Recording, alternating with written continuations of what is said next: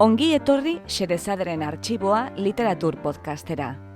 Podcasta hau egiten dugu Saioaga Bikagoge Askoak, Jasone Larrinagak eta Ana Moralesek Bilbo Hiria Irratiko estudioan.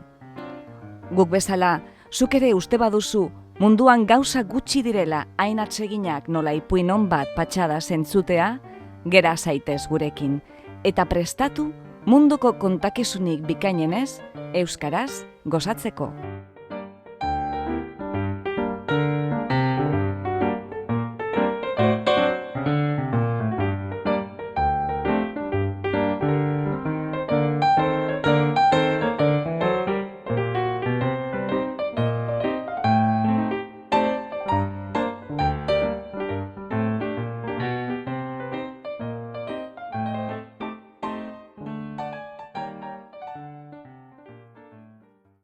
Gaur, Xerezaderen Artxiboan, emakumeen estatus intelektuala. Egilea, Virginia Woolf. Itzulpena, Ana Morales. 1920ko udazkenean, Arnold Bennett nobelagile britaniar arrakastatzuak artikulu bilduma bat argitaratu zuen honako izen honekin. Emakumeak. Zenbait kapitulu sexuen gatazkaz. Virginia Woolf, garai hartan, landaldean zegoen bizitzen, Jacob's Room izeneko liburuan lanean. Halako batean, bere egunerokoan idatzi zuenez, Woolfek bere burua aurkitu zuen emakumei buruzko artikulu bat idazten, egunkarietan azaltzen ari ziren Bennett jaunaren iritzi negatiboei erantzuna emateko. Arnold Bennettek bere liburuan esaten zuen, emakumeak gizonak baino buru motelagoak zirela, adimen urriagoa zutela gizonek baino. Horrek gai honetan gehiago sakontzera eraman zuen Woolf, eta horren emaitza izan zen, A Room of One's Own, hau da, norberaren gela, edo gela propio bat, edo norberarentzako gela, pentsamenduaren joia ederrau inoiz gure hizkuntzara ekartzen badugu. Bide batez esan da, liburu hau laster euskaratzen ezpada, pentsatu beharko dugu, Joanes Leizarragaren uste baikorraren kontrara, euskaldunak ondo jende basa garela, eta ez abil, animos eta gentil, Etxeparek uste zuen bezala. Gaiarekin jarraituz, urriaren 2an, Woolfen adizkide Desmond McCarthyk erreseina bat argitaratu zuen lehenago aipatu dugun Arnold Bennetten liburu horretaz New Statesman egunkarian. McCarthyk bere ezizena sinatu zuen erreseina, hau da, Zapelatz jatorra izenaz. Bide nabarre esan da, testu hauen Penguineko edizioak dio Woolfen laguna zela McCarthy, eta horrek are harrigarriago egiten du gizon horren lumatik sortu zena. Batek galdetzen dio bere buruari, nola arraio idatzi ahal izan zuen idatzi zuen Desmond McCarthyk, hau da, Zapelatz jatorrak, Virginia Woolf ezagututa.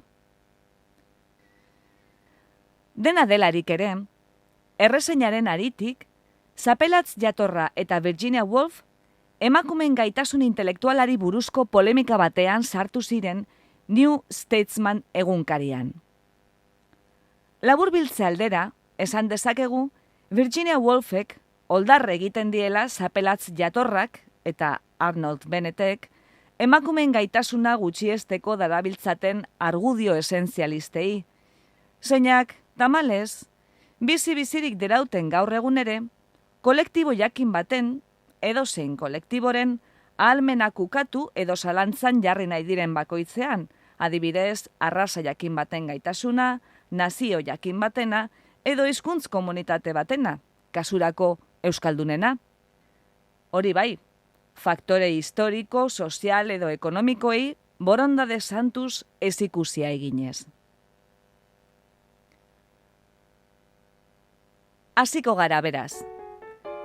Imagina dezagun, 20ko hamarkadako Britainia handian gaudela, eta udazkeneko larun bat lanbrotsu batean, Zutondo alboko bezalkian jesarri garela, egunkariari begiratu nagi bat emateko. Te beroa zurut txikitan edaten dugun bitartean, platertxo batean tostada pare bat ditugula. Halako batean, Zapelatz jatorrak idatzitako erreseina bat aurkitu dugu. Arnold Bennetek emakumeez idatzitako liburua dela eta. Bere artikuluan, Zapelatz jatorrak Benneten liburuko hainbat aipamen literal egiten ditu, eta haienkaria osatzen ditu bere iruzkinak. Erresainaren bukaeran, beste bi idazlek emakumeez idatzitako liburu bi ekartzen ditu izpidera. Otto Winningerren Sexua eta izaera izenekoa, eta Orlo Williamsen emakume ingeles egokia.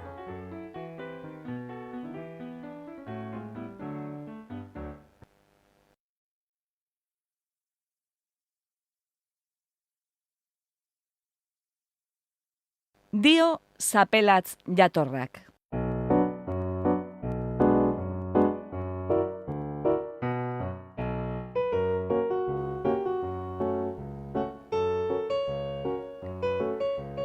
Galdetzen ziotenean zer uste zuen emakumez, Samuel Butlerrek erantzun ohi zuen. Pentsatzen dut, zentzuzko gizon guztiek pentsatzen dutena. Eta gehiago zehazteko ez dutzen zutenean, berriz, gehitzen zuen. Zentzuzko gizonek ez dute inoiz esaten. Hori seinale txarra eta aldi berean tipikoa zen. Mutilzar marmartia zen Butler, eta horrek tentsio handia sortzen zion. Arnold Bennett jaunak emakumei buruzko liburu bat idatzi du. Ez nire emakumei buruzkoa ohartuko zaretenez, gai honetaz idatzitako liburu gehienei legokiekeen izenburua. Izan ere, halako liburuek sarritan aldarrikatzen badute ere, behaketa desinteresatuaren emaitza direla eta emakume guztiei buruzkoak direla oro har, normalean egileak ezagutzen dituen tipo jakin batzuei buruzko harbak baino ez dituzte biltzen. Badirudi, eutsi ezinezko joera dagoela gai honetaz generalizatzeko. Badirudi, zaila dela emakume bi edo hiruri buruzko zerbait esatea, segituan emakume guztiei buruzko baieztapena bihurtu barik. Aitortzen dut, nik neuk egin izan dudala hori, eta gauza asko esan ditudala, momentuan oso zuhurrak eta zorrotzak iruditu zitzaizkidanak, baina zientifikoak ez zirenak. Halako aforismo bat gogoratzen dut, zeren nik uste Bennett jauna bat etorriko litzatekeela lehen erdiarekin. Berak baiespenez aipatzen baitu Lady Mary Montaguren komentario hura. Nire bidaia guztietan bi jende mota baino ez ditut aurkitu, eta hoiek ere oso antzekoak, gizonak eta emakumeak. Neure aforismoa honako hau zen. Gizonak eta emakumeak antzekoagoak dira eurek uste baino, baina ez lukete elkarrekin jokatu behar hori hala balitz bezala. Bennett jaunaren liburua, emakumei buruzko liburu gehienak ez bezala, ez da maitasunari buruzko saiakera bat. Ekonomiari buruzko liburua da. Bere jardunaren gai nagusia da, faktore ekonomikoak nola eragiten dien emakumeen ezaugarriei eta gizon eta emakumeen arteko harremanei. Zentzuzko liburua da, eta lehenengo begiratuan zentzuzkoak eta zintzoak iruditzen zaizkigun liburu asko bezala, axalekoa. Irakurgarria da, baina ez da inolaz ere bikaina. Ahotsak arrotu ditu, eta bitxia da, nahiko modu zalantzatian. Eta nik esango nuke, hauts horiek nahikoa denbora zeramatela arrotuta jendearen buruan, orain barkezke hasi behar izateko. Baina, Bennett jauna behar bada uskur da hautsok arrotzeko, feminista porrokatua delako. Zaila egiten zaio esatea, baina hala ere esan egiten du, emakumeek gizonek baino adimen urriagoa dutela, batez ere sormena deitu oizaion horri dagokionez.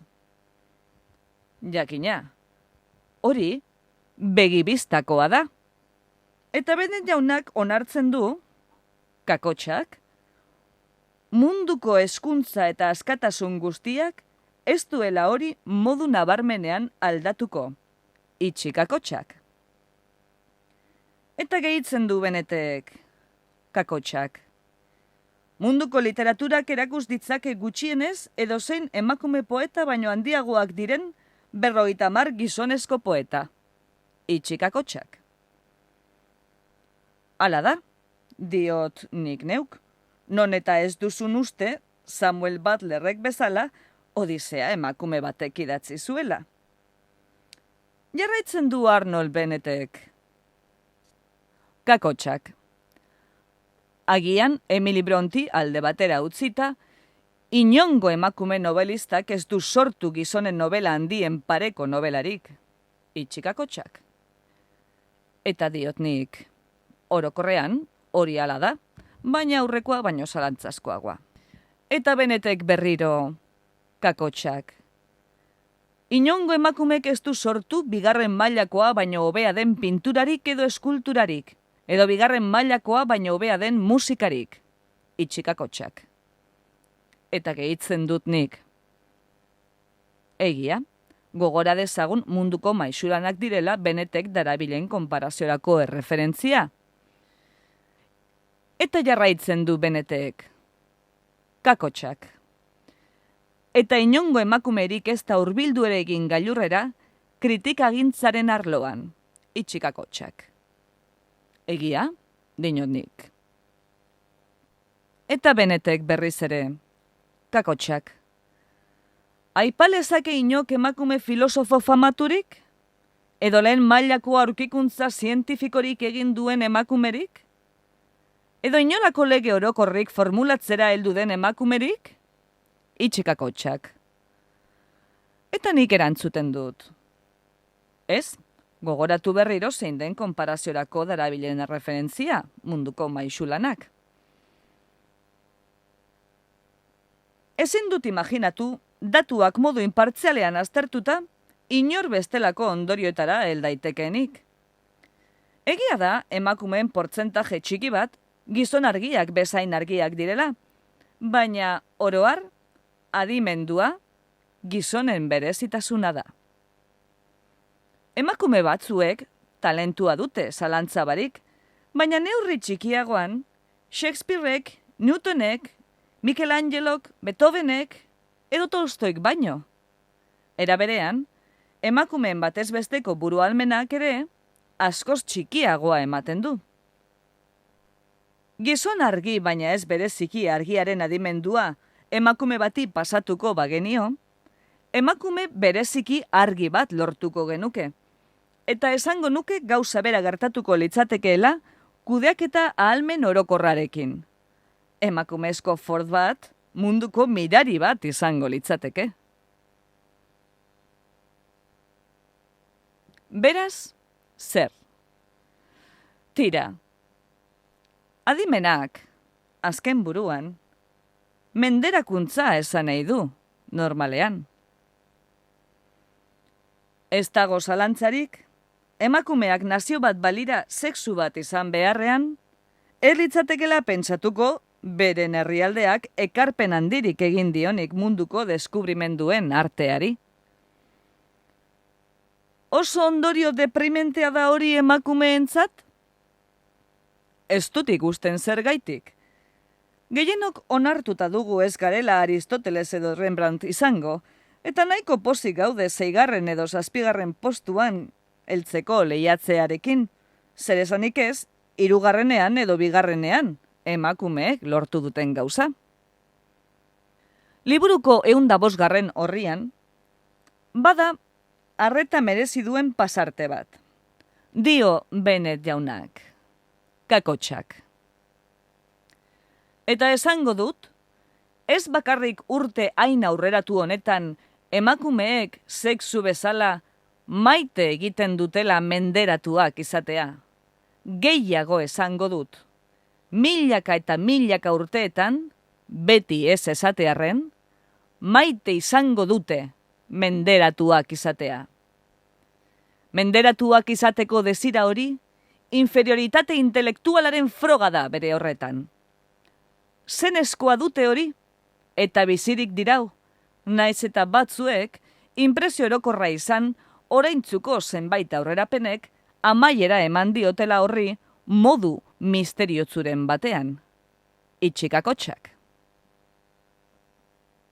Tira, adimen gutxiagoko gizonek ez dute menderatuak izan gura, eta sarritan lastim handia da hori. Beraz, Bennett jaunak emakumei leporatzen dien desira horrek, ez dauka zerikusirik inferioritate intelektualarekin. Esaten du, zenezkoa dela hori, baina horretan uzten du kontua. Adibide honek erakusten du, ze axaletik aztertzen duen gaia. Liburuaren bukaeran, adibide bat ematen du, sexuen gatazka zertan den erakusteko. Hau da, gizonen eta emakumeen artean sortzen diren txarto adituen adibide bat. Lorazainari eta krisantemoi buruzko eztabaida bat da. Jakek eta Gillek liskarra dute txikikeria horretaz, eta ikamikak dirauen bitartean oso iritzi txarra dute elkarren gainean. Bennett jauna bien buruan sartzen da trebezi handiz, baina zehozera raroa dauka eskonduen arteko liskarren bertsio honek. Uste dut, arazoa dela, gauza bera gertatu zitzaidan This Train liburuarekin, bikotekideok ez dutela elkarrengandik oso hurbilak ematen. Egia izan daiteke eskontide gehienak ez daudela elkarrengandik hurbil.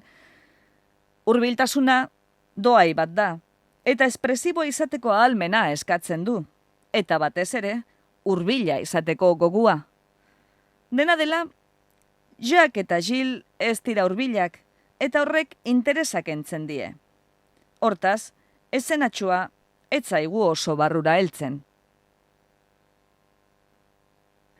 Orain dela 21 urte, Otto Winningerrek liburu bat argitaratu zuen, Sexua eta izaera izenekoa. Eta ezin egon pixka bat sortu zuen. Heidenmanek argitaratu zuen itzulpena. Egilea, Otto Winninger, judua zen, eta bere buruaz beste egin zuen. Eta esaten dute, emakumezko irakurleengan halako eragin deprimigarria izan zuela liburuak, non gutxienez bik, egilearen bideari jarraitu zioten. Liburu zintzoa, soroa zen, argudio zorrotz eta oso zalantzagarri ez betea, argitasunaz eta bidegabekeriaz. Emakumearen deskribapen orokor batekin hasten zen. Emakumea, edo berak deitzen zionez, bi motatakoa izan daiteke. Kortesana edo ama, bere interesa zein den, maitaleak edo umeak. Liburua bukatzen zen emakumeen tipo anormalei buruzko azalpen batekin eta histeriaren definizio batekin. Alegia, emakumeen gezurtitasun organikoa. Gizaki guztiengan, bi elementuak, elementua, hau da emakumearena, eta G elementua, hau da gizonarena, nahaztuta daudela zioen, bien ezaugarri fisiologikoak ere sexu bietan azaltzen diren modu berean. Weiningerrek, kualitate moral eta intelektual miragarri guztiak, G elementuari leporatzen zizkion, eta E elementuari berriz, txar guztiak. Emakumeak, hortaz, oso toki txarrean geratzen ziren, beraiengan, hipotetikoki, gehiago baitzegoen, gizon gehienetan baino. Orain gutxi, emakumei buruzko beste liburu bat argitaratu da. Emakume ingeles egokia, Orlo Williamsena. Saiakera harin eta txukunki idatzien bilduma da, atsegina eta goxua. Egileak emakume ingelesetara mugatu du gaia, eta liburua gehiago da moduei eta ohitura sozialei buruzkoa, sexuari buruzkoa baino. Lausengutik asko dauka, baina egia esan gurasokeria da gehiago. Bennett jaunak ez du gurasokeriarik erakusten. Zapelatz jatorra.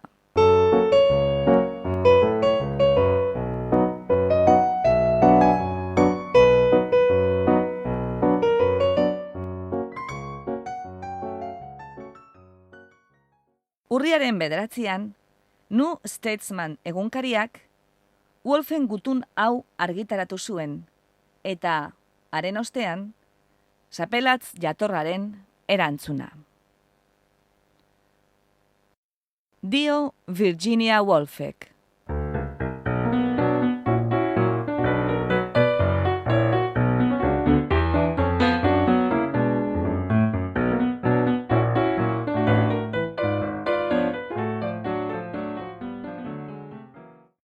New Statesman egunkariko zuzendariari. Jauna, Arnold Bennett jaunaren eta Orlo Williams jaunaren liburuak takada batez irakurriko banitu, ni ere, emakume gehienak bezala, enintzateke gai izango aurre egiteko, lehengoak egotzitako erruen eta bigarrenaren laudorioek sortutako depresioari eta autoestimuaren galerari alderantziz espada.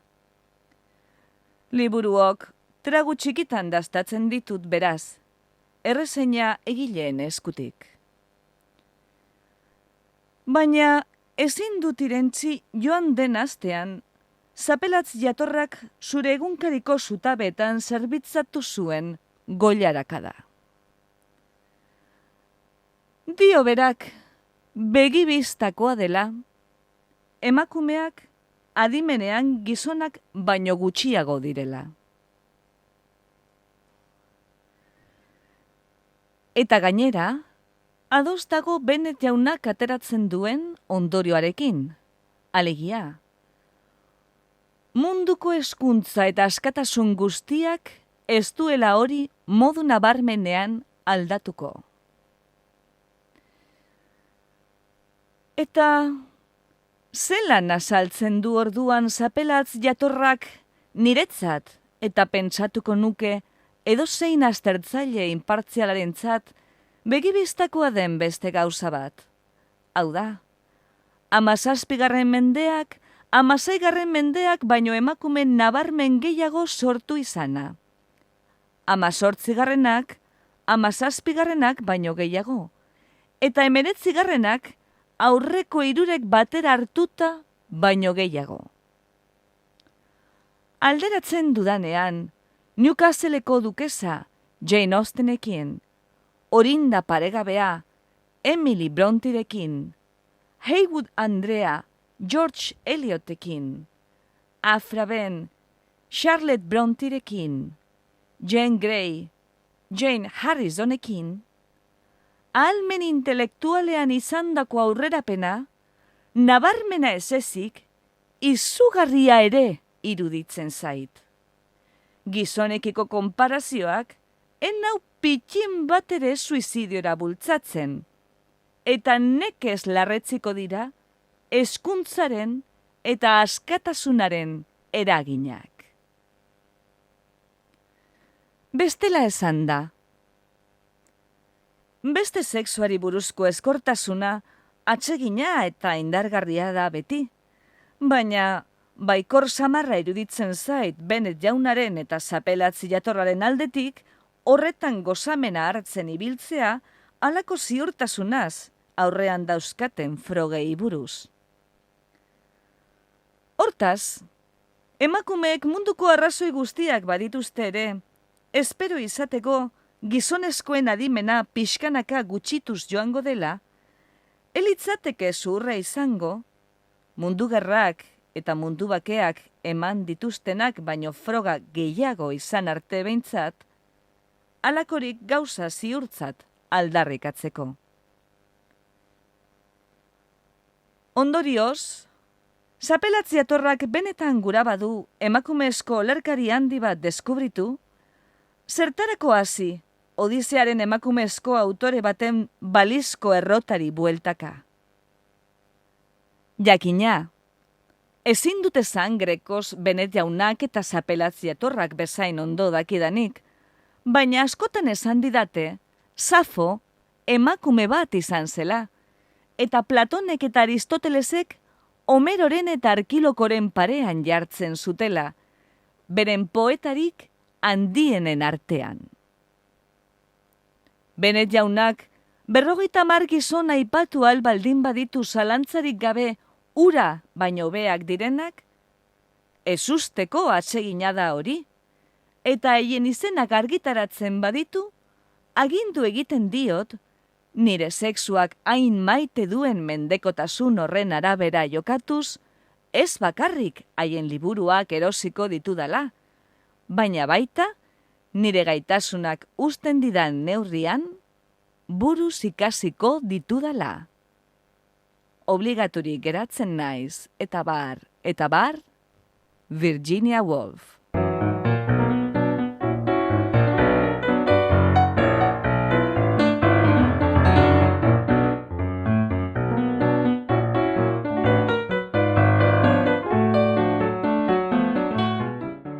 Zapelatz jatorrak dio.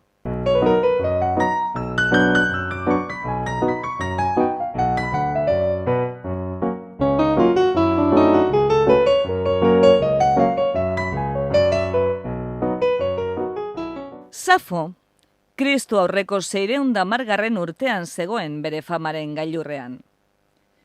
Jeremias eta Nabukodonosorren garaikidea izan zen. Idatzi zuenean, Buda jaio gabe zegoen. Hori oso aspaldian izan zen. Behar bada, Herkulanok bere altxorrak ematen dizkigunean azalduko dira haren lanak. Oraingoz, 2 oda labur eta aipamenetan gorde diren zatiki batzuk baino ez ditugu.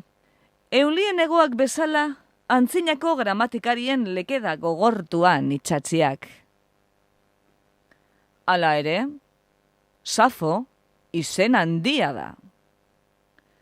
Gauzak horrela, zaila da erabakitzen Safok Leukadiako muinotik salto egin zuenetik igaro diren 2500 urteetan izandako 50 poetarik onenen artean koka daitekeen.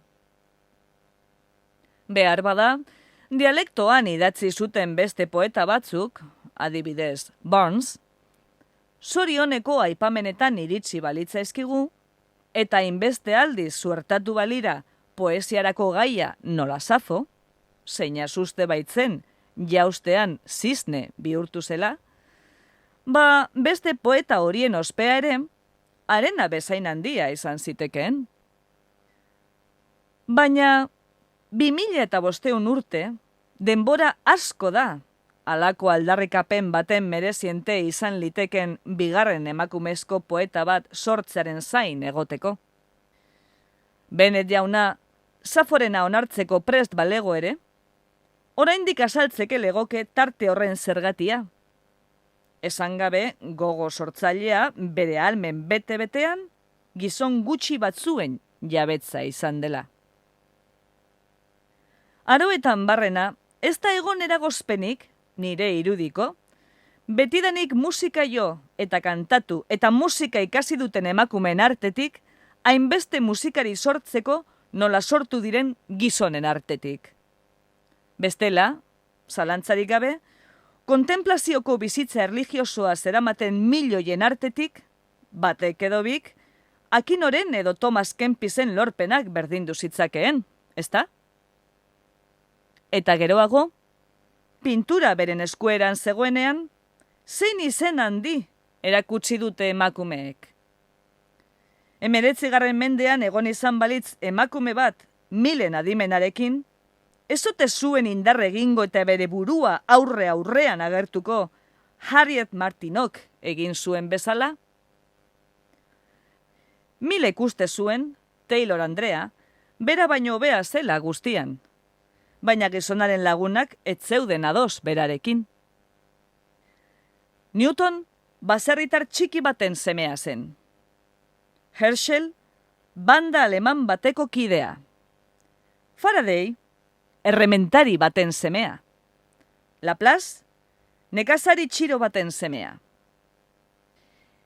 Ezek en nau konbentzituko, haien garaikiden artean emakume bat egon balitz, haiek baino egoera favoragarriagoan, zenezko pasio eta adimen gaitasun berberaren jabe, haien lan berbera egin ezin zezakeenik.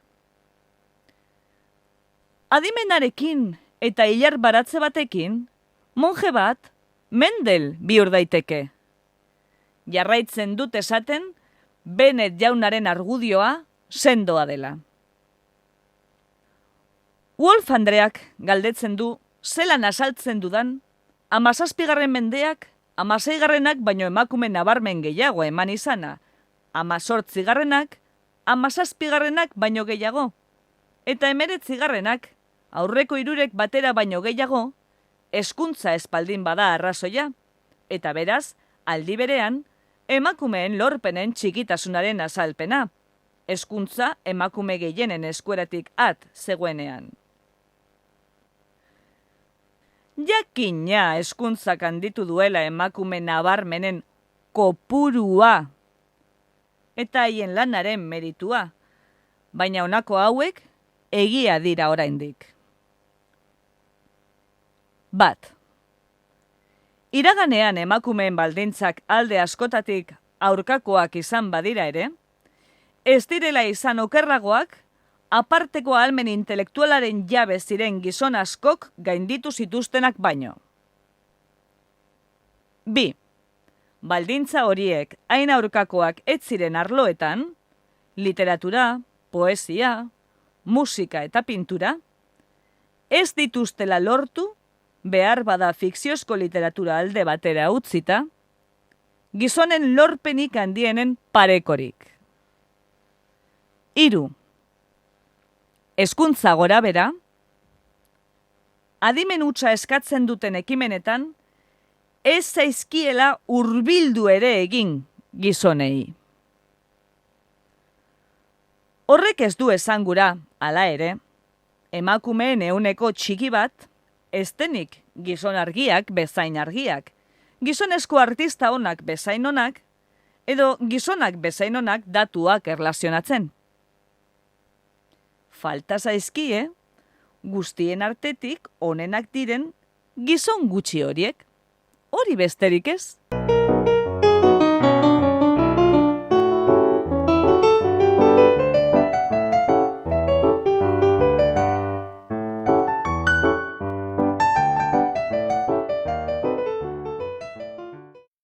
Urriaren 16an, Zapelatz jatorraren azken horri, Wolfek emandako erantzuna argitaratu zen New Statesman egunkarian.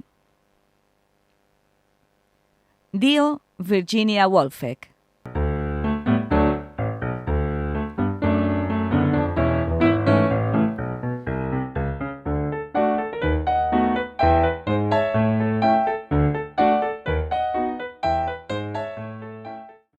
New Statesmaneko zuzendariari. Jauna, Saforekin hasteko. Ez dugu Safo epaitzen, Zapelatz jatorrak aditzera emandako Bonsen kasu hipotetikoan bezala, haren idazkien zatikiez bakarrik. Gure epaia osatzen dugu, Saforen lanak osorik ezagutu zituztenen iritziekin. Egia da, orain dela 2500 urte jaio zela. Zapelatz jatorraren arabera, haren talentuko beste emakume poetarik azaldu ez izanak Kristo aurreko 600. urtetik 18. mendera bitartean, frogatzen du tarte horretan etzela egon talentuko emakumerik. Hortik ondorioztatzen da, tarte horretan meritu moderatuko emakumezko poetarik ez egon izanak, frogatzen duela ez zela egon emakumezko idazle mediokrerik ere. Ez zen Saforik egon, baina 17 edo 18 mendera arte, ez zen egon ez Marie Corellirik, ez Barclay Andrerik. Azaltzeko zergatik ez zen egon ez bakarrik emakumezko idazle onik bat ere, baina ez da emakume idazle txarrik bat ere, ez zait beste arrazoirik bururatzen, ezpada haien ahalmenak kanpoko ersturaren batek mugatzen zituela. Izan ere, Zapelatz jatorrak onartzen du betidanik egon dela 2. edo 3. mailako abileziako emakumerik. Zergaitik ez zituzten dohain horiek adierazi idazketan, musikan edo pinturan indarrez eragotzi zitzaielako ezpada. Saforen kasuak, urruna izan arren, arazoa pixka bat argitzen duela uste dut. Simontzek dioenez, kakotxak, hainbat zirkunstantziak lagundu zuten poesia lirikoa Lesbosen garatzen. Eoliarren ohiturek, askatasun handiagoa usten zuten gizartean eta etxean, Grezian oizena baino. Emakume eoliarrak ez zeuden jaremean gordeta, joniarrak bezala, edo disiplina zorrotzaren menpe, Espartan legez. Gizonezkoekin askatasunez nahazten ziren, oso ikasiak ziren, eta ohituta zeuden beren sentimenduak adierazten, historian sekulan beste inon ezagutu ezten neurri bateraino, gaur egun arte. Itxikakotxak. Eta orain, Saforengandik Ethel Smithengana egingo nuke salto. Dio Zapelatz jatorrak, kakotxak. Aroetan barrena, ez da egon eragozpenik, adimen inferioritatea baizik, nire irudiko, betidanik musika jo eta kantatu eta musika ikasi duten emakumeen artetik, hainbeste musikari sortzeko nola sortu diren gizonen artetik. Itxikakotxak. Ez alzion ezek eragotzi Ethel Smithi Munitxera joatea? Ez azitzaion aita kontra jarri? Iruditzen ote zitzaion Ethel Smitheri familia honetan alabei irakasten zitzaien tresnaiotze, kantu eta musika egokiak zirela musikari izatera heltzeko. Eta Ethel Smith 19. mendean jaio zen. Ez dago emakumezko pintore handirik, dio Zapelatz jatorrak, naiz eta pintura orain haien eskueran egon. Haien eskueran dago, baldin eta semeek ikasketak amaitu eta gero, etxean oraindik diruri geratzen bada alabentzako pinturak eta estudio gelak ordaintzeko, eta tartean ez badago alabak etxean erreklamatzen dituen familia arrazoirik. Bestela, emakumeek buruz bera jauzi egin behar dute, eta ez ikusia egin nire ustez pentsaliteken beste edozein tortura, baina askoz mingarriagoa den tortura mota bati. Eta hau, 20. mendea da. Baina, argudiatzen du Zapelatz jatorrak, mailandiko gogo sortzaileak gainditu egingo lituzke honelako eragozpenak. Erakutsiko lidake historiako genio handien artean bakar bat hezkuntza ukatu zaion eta zapalduta bizi izan den jendarte batetik sortu dena, adibidez, Irlandarren edo juduen artetik. Eztabaida ezina iruditzen zait, Shakespeare bat izatea posiblea izan zela, hark artearen arloan aurrekariak eduki zituelako. Arteaz askatasunez eztabaidatu eta artea landu izan duen talde bateko kide izan zelako. Eta berak ere, askatasun handiena eduki zuelako, bere gisa jarduteko eta bizipenak izateko. Behar bada, Lesbosen baldintza hoiek bete egiten ziren emakumeentzat, baina ez ordea handikona.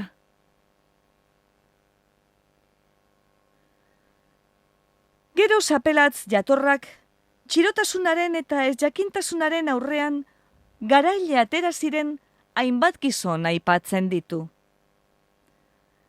Ematen duen lehen adibidea, Isaac Newton da. Newton, baserritar baten semea zen. Bigarren hezkuntzako eskolara bidali zuten. Uko egin zion baserrian lan egiteari. Apaiza zen osaba batek, gomendatu zuen baserriko lanetatik libratzea eta unibertsitaterako prestatzea. Eta 19 urterekin, Trinity Collegera bidali zuten, Cambridgera. Ikusi, biografien hiztegi nazionala. Hau da, Newtonek aurkitu zuen eragozpena izan zen, 1920an, herriko abokatu baten alabak Newhamera joateko aurkitzen duenaren parekoa. Baina, eragozpen horiei, ez zieten lagun egin Bennett jaunaren, Orlo Williamsen eta Zapelatz jatorraren idatziek. Hori alde batera utzita, nire iritzia da Newton handi bat sortzeko, beharrezkoa dela aurretik Newton txikiagoen mordoska bat sortzea. Zapelatz jatorrak ez dit koldarkeriarik leporatuko, hala espero dut, leku gehiago hartzen ez badut hemen Laplace, Faraday eta Herschelen ibilbideak aztertzeko, eta Tomas Aquinoren eta Santa Teresaren bizitzak eta lorpenak erkatzeko, edo erabakitzeko ia nor zegoen erratuta Mil Andreari buruz, Mil jauna ala haren lagunak. Kontua da, eta uste dut honetan bat gatozela, hasiera-hasierako denboretatik gaur egun arte, emakumeek ekarri dutela mundura unibertsoko populazio osoa. Zerekin horrek, denbora eta indar asko xautu du. Era berean, gizonen menpeko egin ditu. Eta bide batez, harira baletor hau, garatu ditu haiengan giza arrazaren kualitate maitagarri eta miragarrienetako batzuk.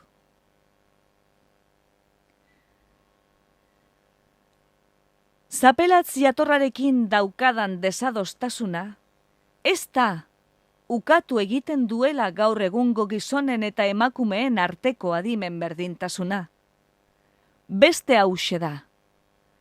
Zapelatz jatorrak, Bennett jaunak bezala, ziurtatzen duela hezkuntzak eta askatasunak ez daukatela eragin nabarmenik emakumearen goguan.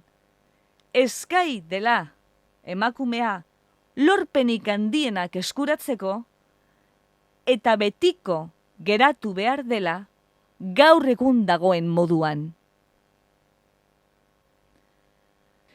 Berriz esan behar dut, emakumeek hobera egin izanak, zeina badirudi Zapelatz jatorrak orain onartzen duela, erakusten duela oraindik ere hobera egin lezaketela. Espaitut ikusten arrazoirik haien hobekuntzari mugarik jartzeko 19. mendean, 1900 baino. Baina hezkuntza ez da behar den bakarra. Emakumeek esperientziak izateko askatasuna izan beharko lukete. Modua izan beharko lukete beldur barik gizonekin ados ez egoteko, eta beren desadostasunak argi adierazteko. Espainago ados, zapelatze atorrarekin, emakumeak eta gizonak berdinak direla. Emakumeen jardun intelektual oro bultzatu beharko litzateke. Beti egon dadin emakumeen multzo bat, gizonek bezain libre pentsatu, asmatu, irudikatu eta sortu egiten dutenak. Eta hori, gizonek bezain beldur gutxirekin inok barregarri utz ditzan eta gurasukeriaz trata ditzan. Baldintza horiek garrantzi handikoak dira nire iritziz, eta zapelatzi atorrarenak eta Bennett jaunarenak bezalako adierazpenek oztopatu egiten dituzte. Gizon batek oraindik ere asko zerreztasun handiakoak dituelako, emakume batek baino, bere iritziak plazaratzeko eta iritziok errespetatuak izateko.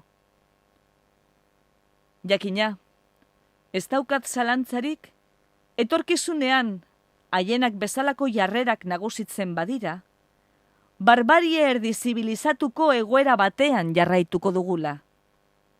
Nik behintzat, horrela definitzen dut alde batetik zapalkuntzaren eta bestetik morroitasunaren eternitate bat. Izan ere, esklabu izatearen degradazioaren pareko gauza bakarra, esklabu jabea izatearen degradazioa da. Obligaturik geratzen naiz, eta bar, Virginia Woolf.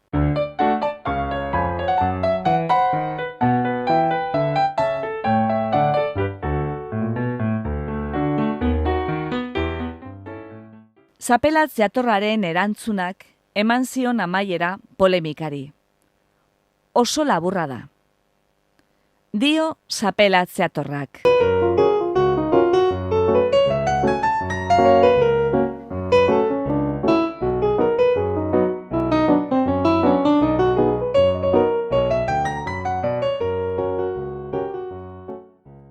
Nire iritzien adierazpena oztopo bada emakumeek askatasuna eta hezkuntza izan ditzaten, ez dut gehiago eztabaidatuko.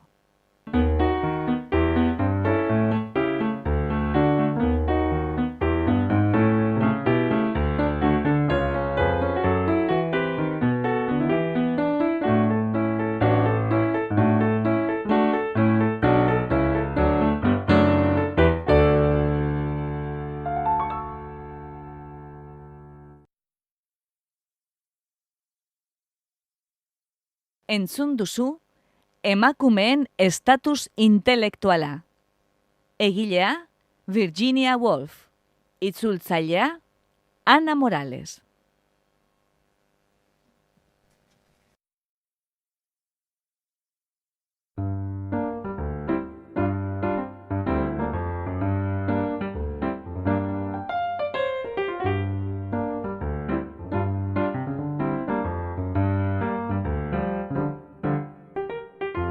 Xerezaderen artxiboko beste atal bat entzun duzu.